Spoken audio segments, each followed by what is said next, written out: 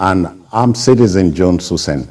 Now, today on the program, INEC insists IREV, we'll get to that, IREV glitches during presidential and National Assembly elections didn't impact functionality of BVAS. I hope you got that right.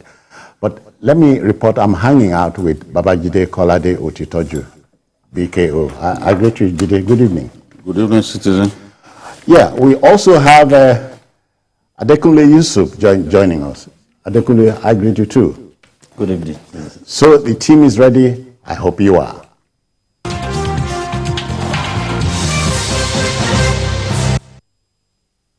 Now to our first story. You know, it was a very black Thursday in Lagos, but largely avoidable, if you ask me. According to Murphy's Law, if anything can go wrong, it will.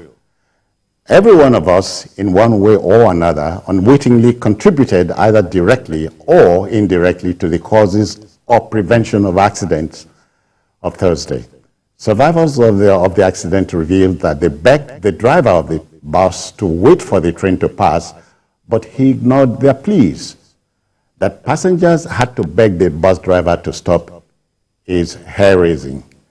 Now, let's hear first from the State Commissioner for Health, Professor Akin Abayomi, about latest development concerning the accident. Is 102 injured persons associated with that accident. We believe that most of these would have been inside the bus, but because the bus was carried for a long period of time, almost a long period of distance, almost 100 meters by the train, we are also aware that there were persons that were injured outside of the bus. And so that is probably responsible for the higher numbers of persons that came or were brought to Lasuth for treatment. It's a bit too early to really get a full detail from most of the passengers or the injured persons, because as you know, and you've seen some of them, a lot of them are in pain or have moderate to severe injuries. It's not a time for us to overstress them, but as they get better, we are going to, of course, collect more information from them. Okay, Jide, we are talking about a situation that was largely avoidable. Totally avoidable. Not even largely. Completely avoidable. Completely avoidable. You can see the train was coming. You have to stop. Let it go away before you move. That's the normal thing. But sometimes, overconfidence, you know, some drivers believe that, look, you cannot even dictate to us. Yeah. Many of many artisans, you hire an artisan to build your house for you or to fix something in your house. He won't even want to take your instruction. He wants to tell you that, oh, I'm capable, you can't teach me my work at this stage and all that. And it's the same thing. I remember one day, I had an accident in 1995. We were going to Isolo. We kept telling this driver that he was overspeeding. He wouldn't listen. As we got close to that Swane Junction, he lost control. So the bus flipped. The first thing, some of us were injured, you know. Nobody died, but a good number of us were injured. And the first thing he did was he just got out and took to his heels, because if he had waited, who knows? Oh my God. Who knows? The anger of the passenger, because this was an idiot that we kept warning that you are overspeeding, but you wouldn't listen. Now, immediately after the accident, people were baying for his blood, because that's how we would have lost our lives. If not for Providence, I said, no, you are not going to die at this stage. There was a guy who was going for an interview. He was decked up in white shirt. He had this tie. Bottom box. Yes, was ready for the interview. He had blood, you know, all over. So he looked, said, this opportunity I waited for, this guy has ruined my life. You know, he was crying. Yeah. So you mean if that one got hold of him, he will have torn him to pieces. This guy, yesterday we were discussing here.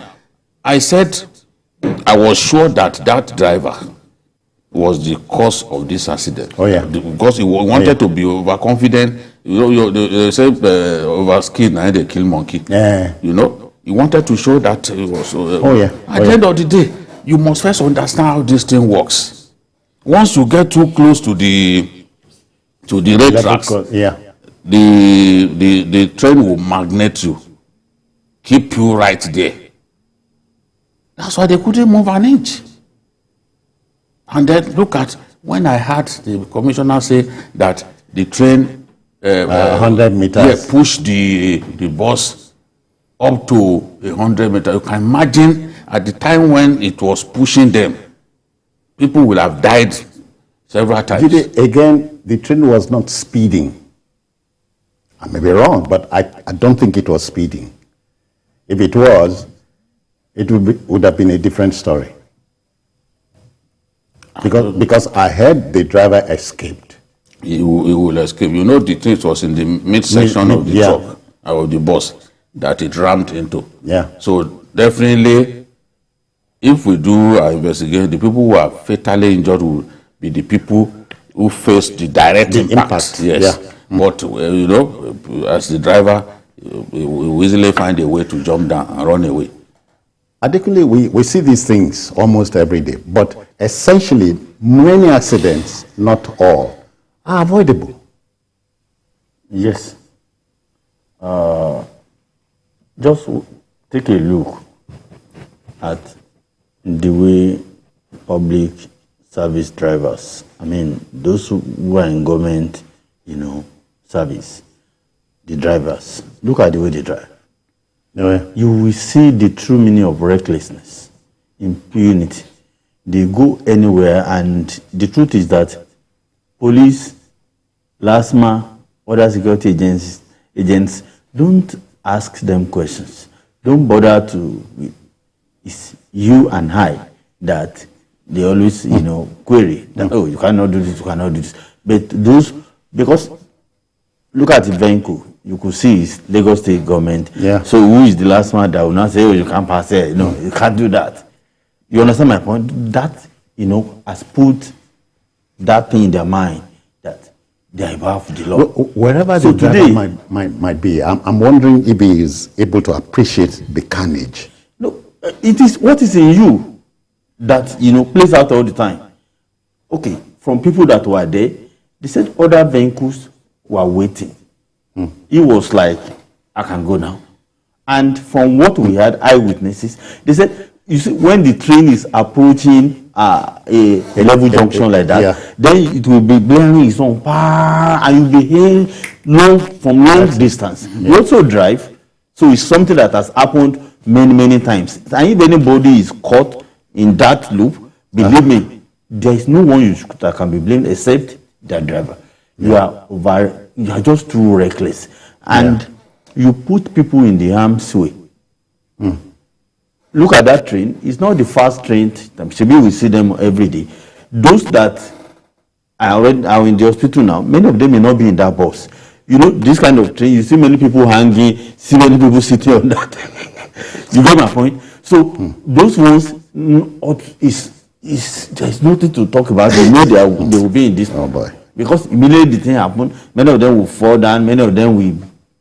And generally, we're talking about a group of people, a country that hardly punishes wrongdoers. This one, I don't think this one will be the same, because I was part of the briefing today, and the state government said the man is the driver, because he ran away, but some people said no, he turned himself, to the police and other. But he's in the police custody. Okay. And they said they're trying to, interrogate him about what and what and what.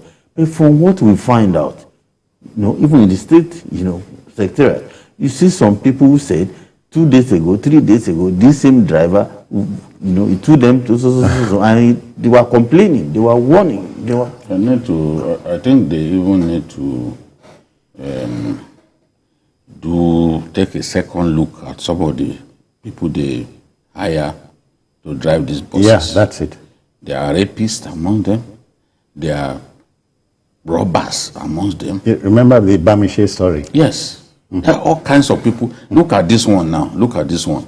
Is this one that put the lives of so many people in jeopardy? Is it not worse than a rapist? Look, so there are all kinds of felons. All kinds of felons driving these cars. And when you hire irresponsible people, this is what you get. You are just a step away from a calamity. That's what it is. I'm sorry to say this one is different from the regular BRT, but these are, the ones specifically for public servants in the but they still the same employed. No, they are different. The same thing. They are different. Today, you will see the head of service saying that they do go to Drivers Institute and other places to upscale their skills, to do this, but the truth is, even if they do that regularly, what we see outside, what we witness every day, doesn't seem to align with that kind of thing. I hear we must move on, but again, the lesson is very simple. Restraint. That is the word, restraint. Okay. Many accidents are avoidable. Now let's talk politics. Of course, the electoral umpire, INEC, was going to receive knocks and some praises over its decision to postpone the March 11 governorship and state assembly polls. And so ahead of the new election date, March 18, some political parties have expressed misgivings about the handling of the governorship and assembly polls by INEC. The Labour Party insists that INEC's handling of the presidential and national assembly elections had eroded its confidence, which it said could no longer be trusted. Now, the Inter-Party Advisory Council, IPAC, supports the postponement, warning that excuses would not be tolerated. Now, the ruling APC says it respects the postponement, but hopes that's the deferral, would help to fill the missing gaps. Adekunle, you have the picture now. Yes, I do. I feel, hugely disappointed, with the glitches, because this is not the first time. Remember 2019? Yeah. When INEC had promised that it would deliver electronically. But at the end of the day, what happened?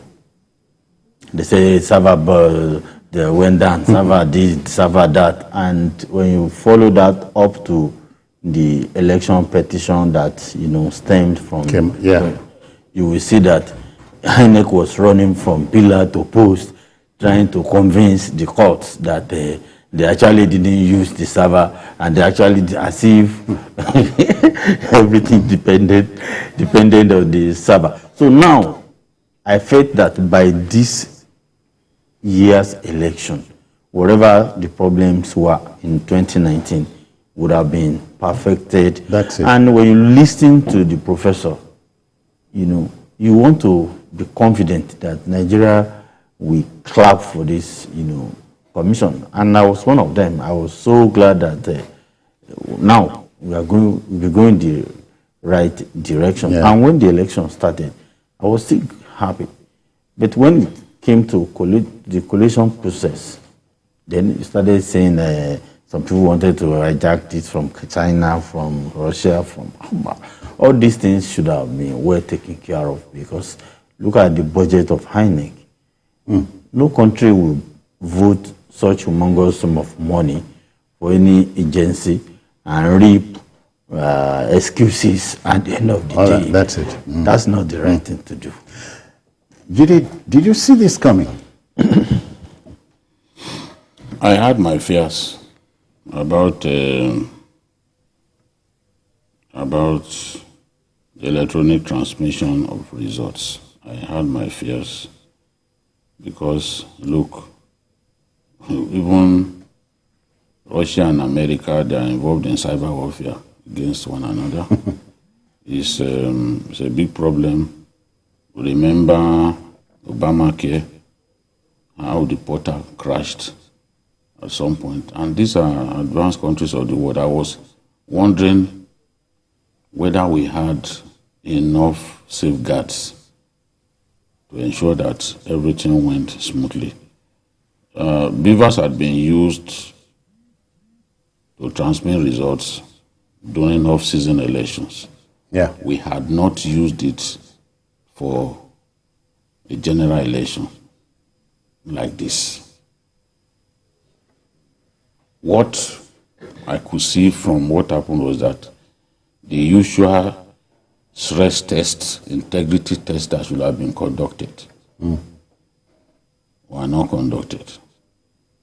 I was reading an interview by the head of the Nigerian Computer Society saying that INEC was trying to save money, that they kept helping, that clearly the budget was not enough and they were trying to save money.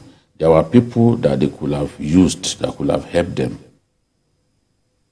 And they kept, the Nigerian Computer Society kept asking them, yes, you've done this mock test. What about this? The mock test will never give you what you are going to see In on the election real day. time. Presidential election where everybody is involved. Everyone is trying to get onto that portal. They kept assuring that, look, they were up to the task. But he said that he knew that this sort of thing could happen. Now, they had an option to take the risk of this thing freezing on election day, or being attacked by hackers and their cousins, who were reported to have made, within a space of 3 weeks, launched more than 1 million attacks on Nigerian territory. So they had an option to take that risk, and then for people to then come and say, oh, INEC portal froze after the INEC viewing portal froze after just a few hours into the election. INEC chose the other route, which was to do the manual collation. Of course, it was INEC's idea that, look, let's have electronic transfer of results from the polling units as a layer of transparency. It is not even in the Electoral Act that thing must go to IRF. INEC came up with the idea to give a semblance of greater transparency. But if you made a promise to people and you fail to fulfill that promise, of course people will complain. Now, what INEC is saying is, for Beavers achieved 85% functionality success. Do not mix Beavers with the IRF portal. They are almost exclusive of one another. But it is the Beavers machine that you use to transmit the report to the IRF portal, the public viewing portal. So INEC has now said, okay, for the governorship election, we will use this fully. That is another promise that it has made. And I can understand why it has taken its time to say, okay, let's do this configuration. We need 5 days. But because of that court case, they needed to wait for the verdict of the court, which came just 2 days ago. So, of course, they ran out of time. But we've seen some of the political parties saying, oh, we can't trust these people. But you cannot invalidate this whole election just because of the matter of transmission of results. What are we even transmitting? It is still the same result on Form EC8A. Because what Beavers does is simply snap and capture snap that result sheet. It. Snap that result sheet and transmit to the viewing portal for everyone to view. So my own attitude to this whole thing, and I have no regret about it, is that that election was very largely transparent.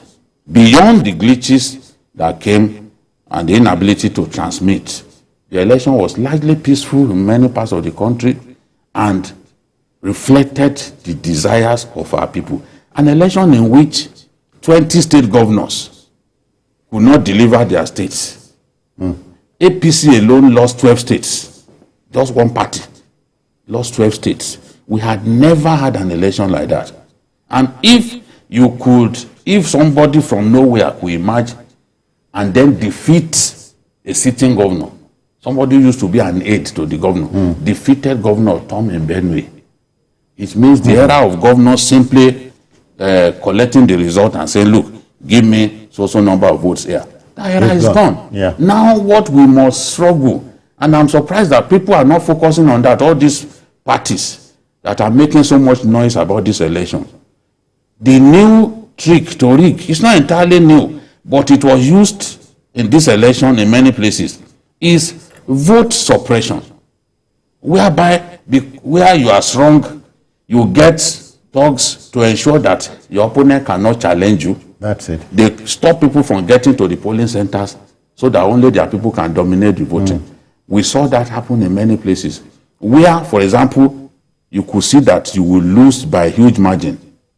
What are you going to do? You send those thugs. At the end of the day, you lose by a narrow margin. It's still vote rigging in another form. So this vote suppression is what we must guide against. Happened in Sokoto, and is the reason in this election we saw a lot of cancelled ballots. It's because of that. Because where you instigate violence in a place, obviously, what the law says is that do not return any. That's it. So it happened a lot in this election. If we hear, we are so much focused on the numbers, but if people will focus on how they arrived at those numbers, you will see that where those returning officers are reporting to the INEC chairman, they are mentioning many invalid votes, and those invalid votes were largely due to cancellations or in some cases overvoting. Yeah. Because that means Beavers, this is what, because Beavers will establish that there's overvoting and it will all be cancelled. So when we are talking about making this election credible, we should not just simply focus on transmission. How about how people are rigging by intimidating others and making sure that they can't get to polling center? It's very important, and it impacts on the outcome. Adekunle, this is a country of conspiracy theorists. So at a time like this, you expect them to come to light. But after 24 years, since 1999 through to now, our electoral process should have been cleaner than it is. Of course, far cleaner than it is. But the truth is, each president comes and whatever the number one, man wants, sometimes it takes, when they are going, they strengthen the system, but when they are there, just look back. So the truth is, by now, we should not be discussing this electronic transmission bypass. These are things that should have been institutionalized. Yeah, long time ago. Because as you said, by now, off-season elections, by now, there are still a lot of things that are wrong with even with the current system. Yeah. He just mentioned one of them. You see many regs, coming out after the votes that they announced the other result under duress in order to save their life and the lives of those in their team. You get my point? And that the true picture is this: in a Nigeria where there's government, in this country, do you think that's possible? But it is happening. So we have to do something around that. The usual practice whereby the court, especially the Supreme Court, we elect, so in quote, a governor or a senator, or should actually stop. Yeah. Do your voting before anybody is sworn in. Exhaust the litigation, palaver that, arises out of that. That should also be institutionalized. Nobody should be sworn in until you are done with, litigation issues. But litigation will continue until there is accountability, transparency, free and fair and credible elections. Of course, no matter how credible the elections are, I know Nigerian politicians, they are a different breed. They will go to court. Even we are talking about transmission. If result from each polling unit is sent to every Nigerian, every politician, every contestant, they will still go to court. You understand me? So, but as much as we can, I believe we are still on the right track. Okay, then, I hear we must take a breather. Let's go for a commercial break. We'll be back. But don't forget, this is still Journalist Hangout from TVC.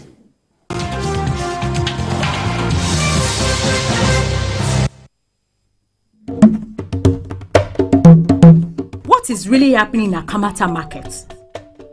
It seems these people don't want the election to hold. I hope you broadcast it. The world must hear. No. Is that how you people share sensitive news like that without verifying it? If I may ask, which news platform published the news? Jojo sent it. Jojo? Is that not the same Jojo that posted a fake election result the last time that almost caused a riot? You know they forget something. No. In this election season and after, one must be very careful. Or do you want to set the country on fire? Haba. Fake news is a threat to a free and fair election and to peace and security. So, before you share any news, check to be sure the source is credible. Check if there are supporting credible sources. Read beyond the headlines. Check the author. Check the date. Check your biases. Ask an expert or send to a fact-checking organization for confirmation. Say no to fake news. This message is brought to you by the Center for Democracy and Development, CDD, with support from the UK government.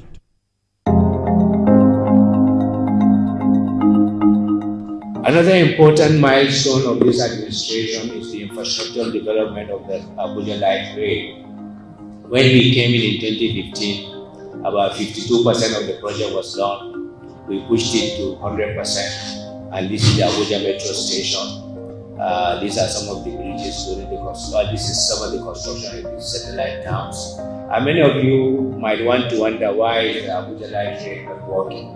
It's not working now because of COVID-19. We had to stop the operation. But this is something that will be up and doing by the grace of God within the next. Well, obviously, before we leave, and a number of stations have been completed, 12 of them, and about 5 of them, the roads are under construction. This message is brought to you from the Federal Ministry of Information and Culture.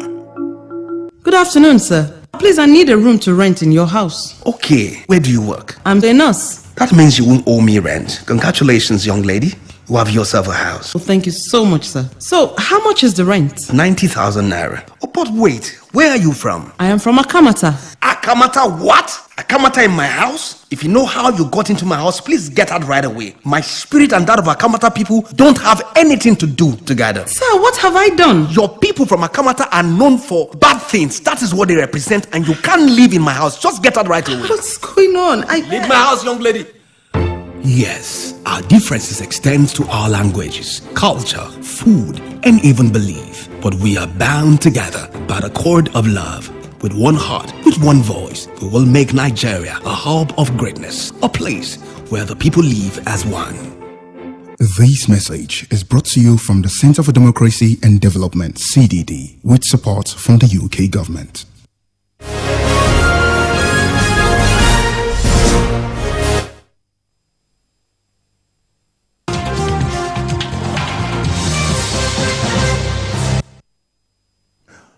Of course, we're dealing with this story. APC, Labour Party, IPAC, and others disagree over postponement of the coming governorship and state assembly elections. The Nigerian politician, many years after, is still a bad loser. Oh, a terribly bad loser. Terribly. I hear people say this is the worst election in our history. Whoever says that is patently dishonest, because some of the things that happen in this election are in fact unheard of, to say the least. Look at the number of governors that couldn't win any seats. In fact, one of those governors came third. The governor of Abia came third in the Senate race. The governor of Cross River too. Yes. Yeah. And he lost to a senator. He lost to Jarigbe. Yeah. And there are, look how Tom lost to his former. Yes. And Abaribe defeated the governor. Abaribe left the party because of the governor. Abaribe then defeated the governor. The governor didn't even come second. Interestingly, so he must say something. He must say something about the desire of the people and whether that desire has been met. For the president to lose his state. The president lost his state. For Asiwaju to lose Lagos when he's contesting. Even when he was not on the ballot, he didn't lose Lagos. For him to lose Lagos with him on the ballot, that says something about the election. The process, yes. That by and large, it reflected the views of the wishes of the people. Yeah. And that's why I like what Obanikoro said yesterday. Obanikoro said, they claimed that Obanikoro is trying to rig the process so that his son has been defeated. He said, look, I respect the people. This is the decision of the people. My son has been beaten. I'm not going to do anything about it. I mean, that is democracy. Yeah. That such number of people. You win some, you lose some. If they told you that Yobe will fall to PDP before this election, would you believe? Yeah, and even Borno State, where the governor got more than 1 million votes the last time, they had to struggle to win. In Zamfara State, out of 13 local governments, APC lost 6. Some people don't even know what happened in this election. APC had to struggle to win Zamfara. They lost 6. They lost the state capital, Gusau. All right, Jide, we must move on. But again, the debate continues. Let's go to our next story.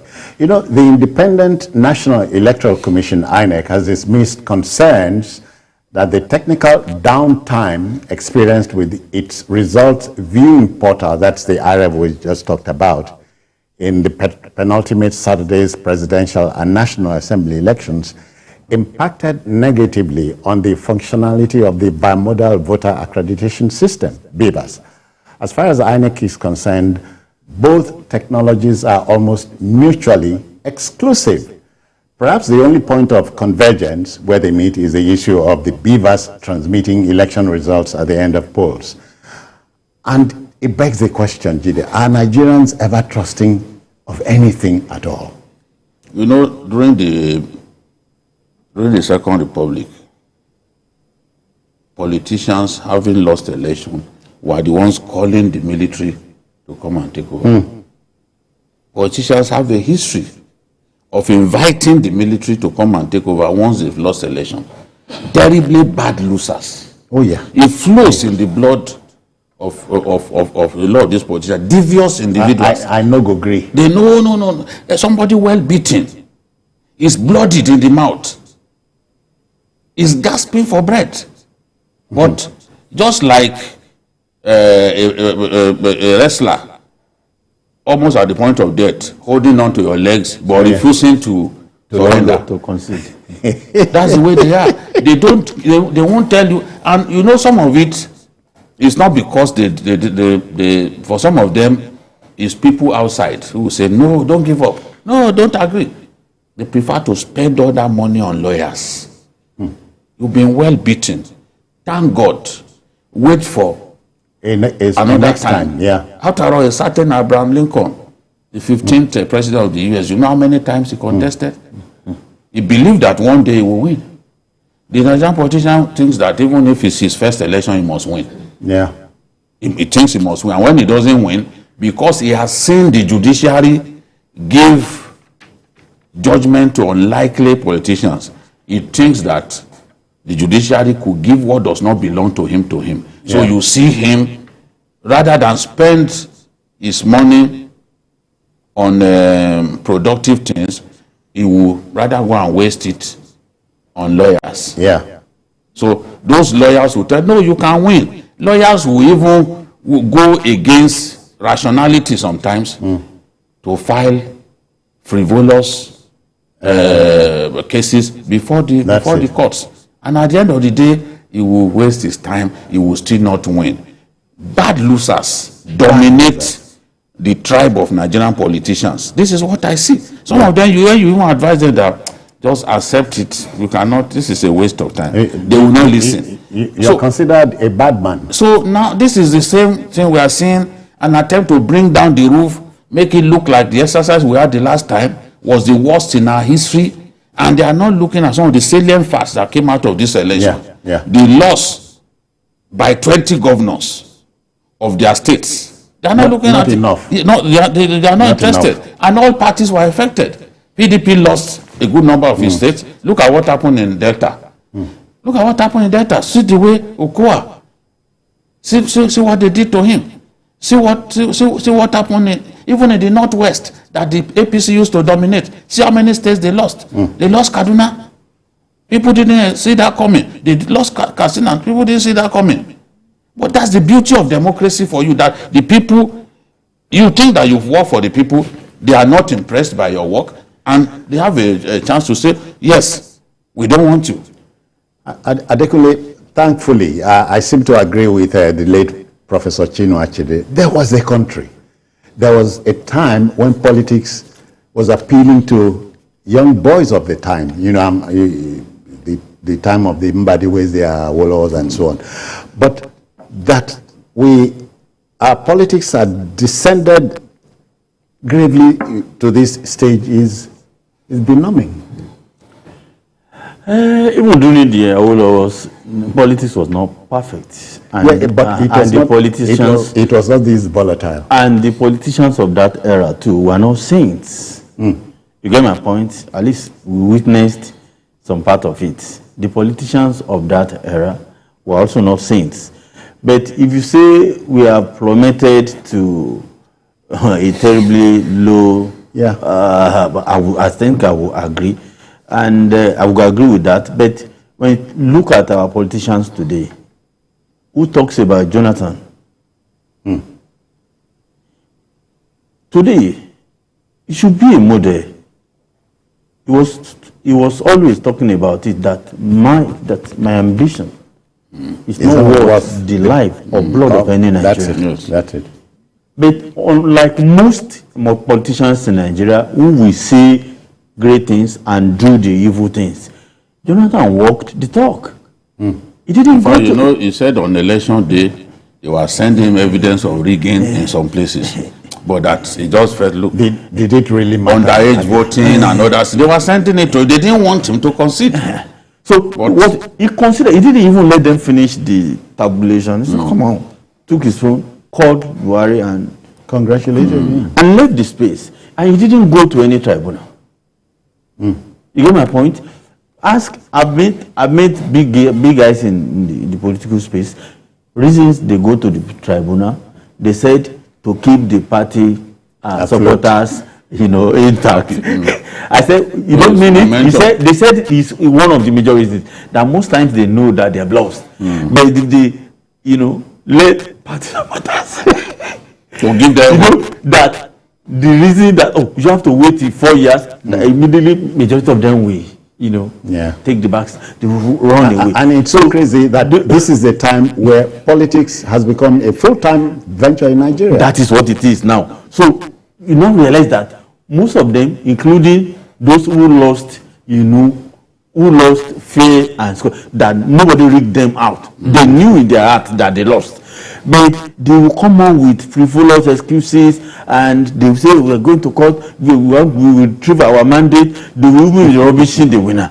So when are we going to be Democrats? Because in the true sense of that word, I have never seen, I don't know of people I can see as Democrats in our space here. Oh yeah. Everybody wants to win, and every loser is not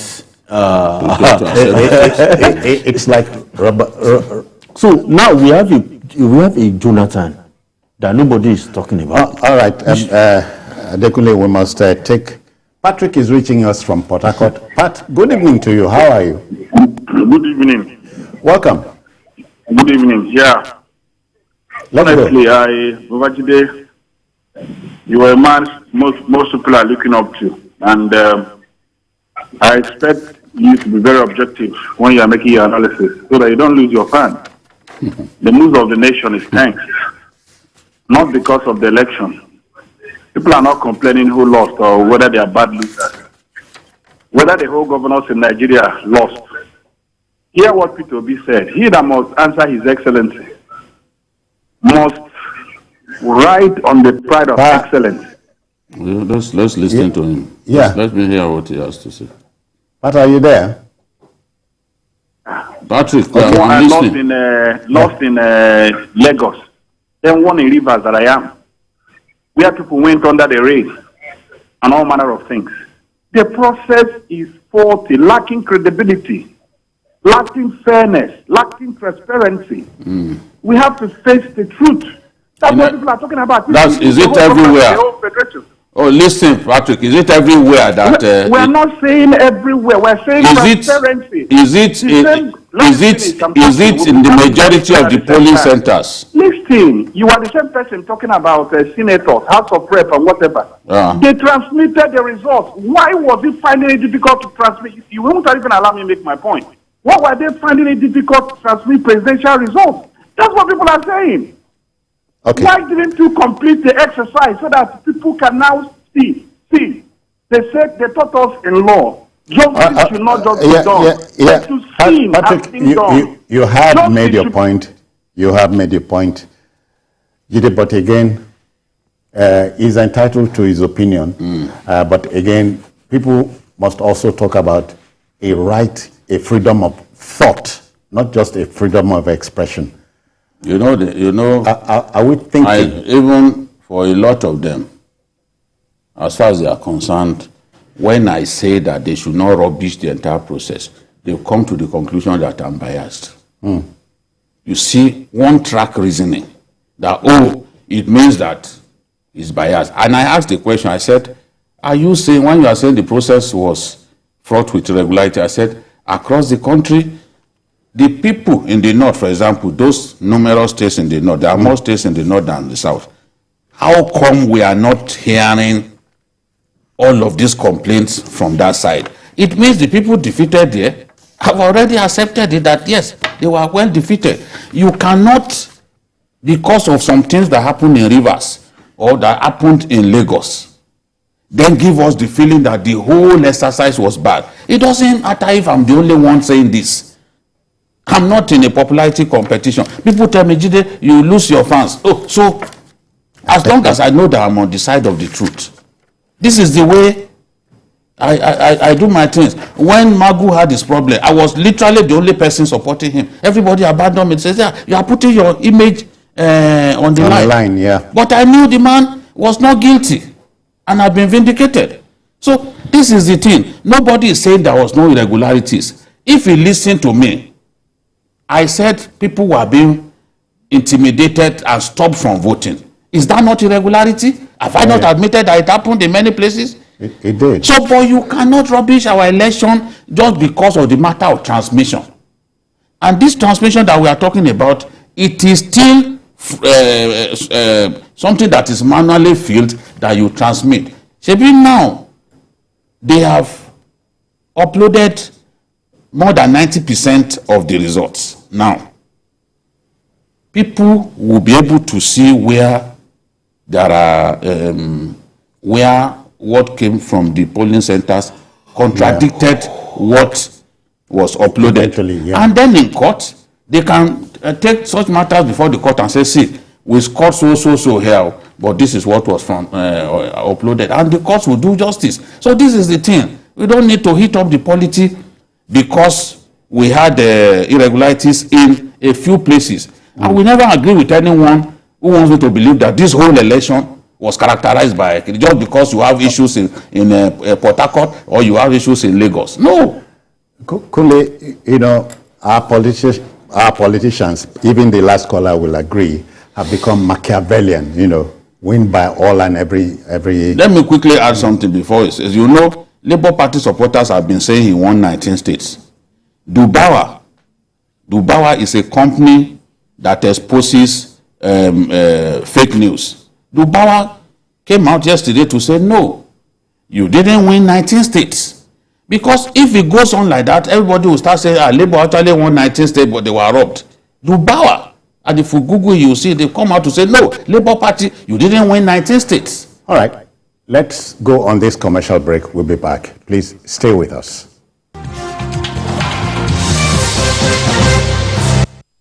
Not afraid of that man. Me too. What can you really do? I hope you people are discussing about paying me my rent.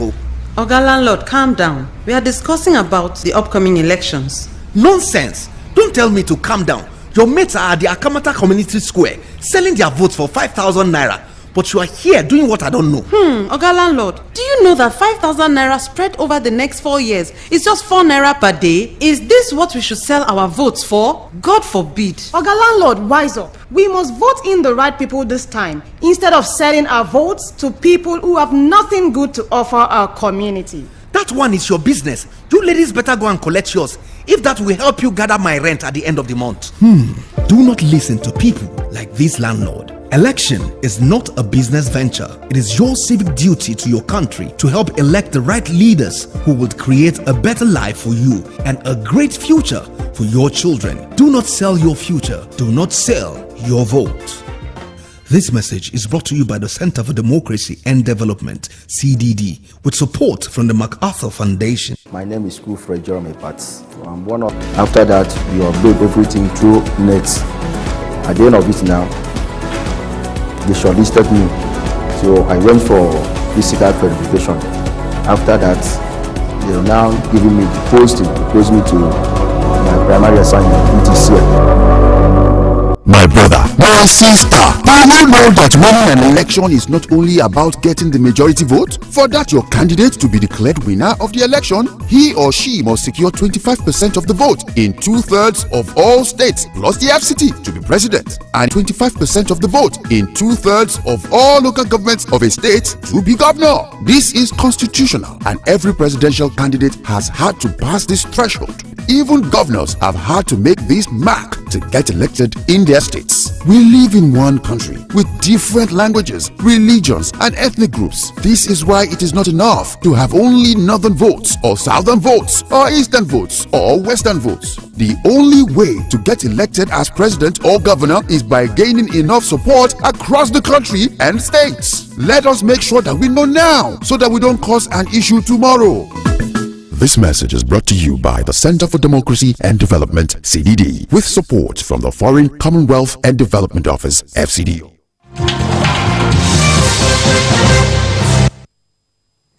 All right then. Well, welcome back. Adekunle, I was going to come to you. Let me come to you now. Okay. Robert Greene's 48 laws of power will come in handy here. The first law is Oga na King. Number one. Number 2 is defer to Oga. Number 3 is don't show your hand too soon, if you look at the law. The Nigerian politician has become Machiavellian, as I was going to say, and this is not good for our democracy. Nearly 63 years after independence. You see, the perks of office should also be, because scaled down. Scaled down. The Nigerian politician, believes he can only make it in life if he goes in there. The moment he's out of power, the atmosphere out there is very, very cold. You understand me? It's very unfriendly. So when you see the life of people that go into politics, whether at appointive or elective, level, you will know why are they always, why do they always run mad whenever result of elections are announced. So you will know that they always want to rig and win by all means and every means, and they believe the best rigger, is the winner. And truth is, and when they want to do this, they compromise. As we are working towards, election. Some people are already thinking beyond the election. Thinking about how the lawyer they will use, how to compromise the judiciary, the security agency, everything. including the civil society organizations. So when you look at them very well, what is driving them this mad? You know that what is in there. But if you make our public office less attractive, people who want to render service, maybe for such people, those who are in there now, it is self-service. Yeah. They just whip it, number one. whip it around. In a country where politicians would rather not pay 20,000 naira to a retiree, but pay themselves hundreds of millions of millions and pay their talks. Make the talks perpetually subservient to them. Yes, happy, because those are their foot soldiers. Yeah. So when you look at Nigeria, for us to develop, during the Awolowo era that you talked about that time, was public office this attractive? Just take, for example, what we normally call security vote, or what we call it. That's a lot. But beyond that, there are other perks of office. Jide, I'm sure we remember the 12 2/3 saga. Chief Awolowo moved on. Yes. Dr. Azikiwe moved on. Yes, he lost the election, but the Hulabalu sour taste in the mouth. Yes, the Hulabalu. I think it occurred to Awo that even if they went to electoral college, he would still have lost, because Shagari had more states, than him. So in electoral college, he would still have won if we had used that option at that time. So the Hulabalu did not last so long. The man accepted. Because the survival of the country was bigger than. Yes, of course. These were any politician winning or losing. They fought for our independence, and they would not want to bring down the roof. But where people are claiming states that they didn't win, that in their hearts they knew they didn't win, just to fan the embers of discord and all that, is just unnecessary. What is important is for our elections to be credible, to reflect the wish of the people. Because we are overdue for that. Yes. So we must go. We must go. Adekule, many thanks for coming. Yes, I want Nigerian politicians to be more patriotic. Yeah. Nigeria is bigger than anybody. Jide, this job will put you on the line of fire. So they said he's losing his fans. Will you borrow me some fans? Oh, come on. They also said nobody is watching TVC anymore. Nobody is watching journalists Hangout anymore. Because of But within a few days, during this electoral season, we got 9.3 million YouTube views. All right. Journalist Hangout. Sorry. Let me rub it in. Journalist Hangout is actually having more viewers online now than at any time in its history. Yeah. And the facts are verifiable. Okay, then we must go. So we choose not to listen to the lies. We must go. That's all on the program this evening. But if you missed any part of it, join us at 11 later tonight for a late edition. And on Sunday, we have the expanded show from 1:30 to 3:30. Join us then. We are also on YouTube at youtube.com/TVC News Nigeria. I'm Citizen Jones. Bye-bye now.